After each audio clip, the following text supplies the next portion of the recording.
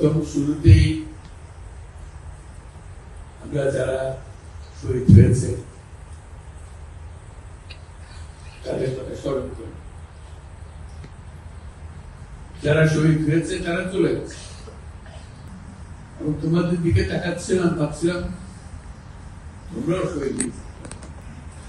এটা শুধু ভাগ্যের খেলা, তুমি এদিকে রয়ে গেছো শহীদ। আজকে তারা আমাদের সঙ্গে বুঝতে পারত, কিন্তু সেই সুযোগ তাকে দেওয়া হয়নি, তাদেরকে দেওয়া হয়নি। আমরা এপারের আর ওপারের মানুষ হয়ে গেছি।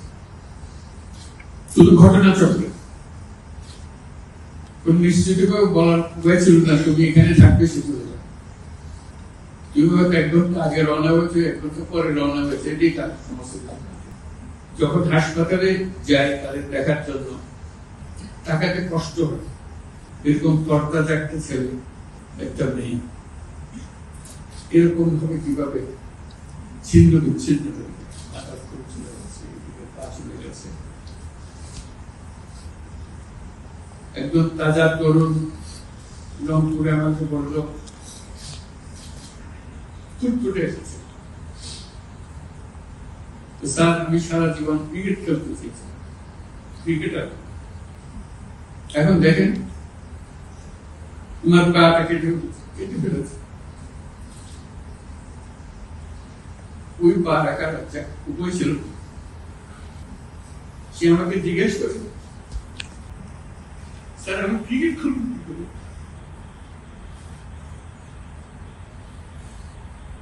ক্রিকেট তার ভাষার থেকে যাচ্ছে না, পার না।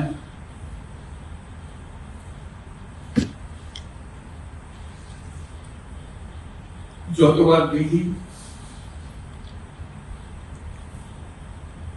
ততবার মনের সঙ্গে প্রশ্ন জাগে।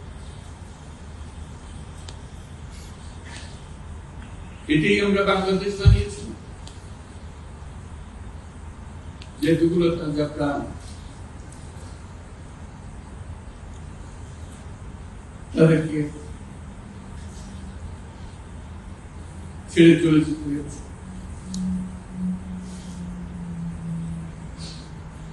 আমরা যারা এখানে আজকে বসে কথা বলছি, তাদের একমাত্র দায়িত্ব তাদের যে জীবনের বিনিময়ে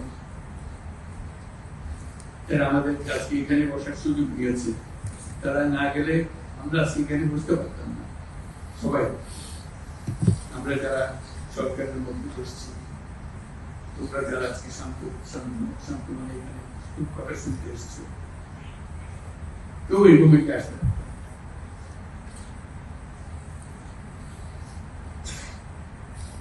কালকে একটা হাসপাতালে গেল,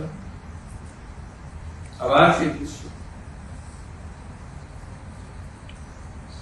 কচি কচি প্রাণ, মাথা ঘুরে গেছে,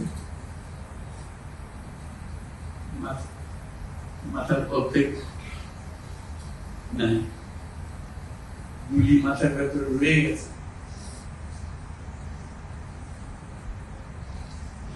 একজন রংপুরের হাসপাতালের দৃশ্য, একটা এক্সরে দেখালো,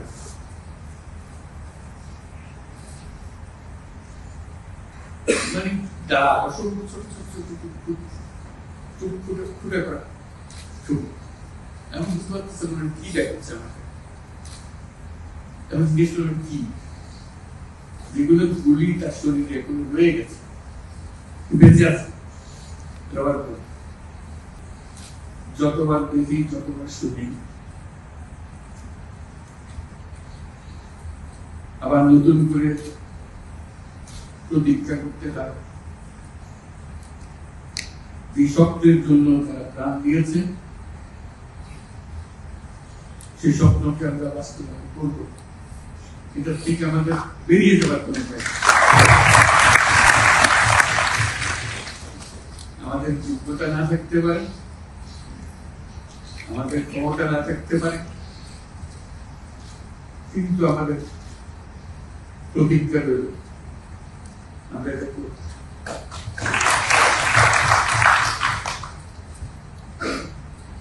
আমি খালি দেখি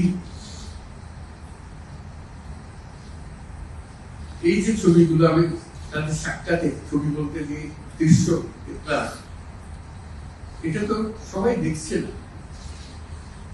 যারা হাসপাতালে আসছে তারা দেখছে প্রতিদিনের ঘটনা, একবার ছবি। মানুষকে এটা তো জানাতে হবে, বোঝাতে হবে এর পেছনে কি ছিল।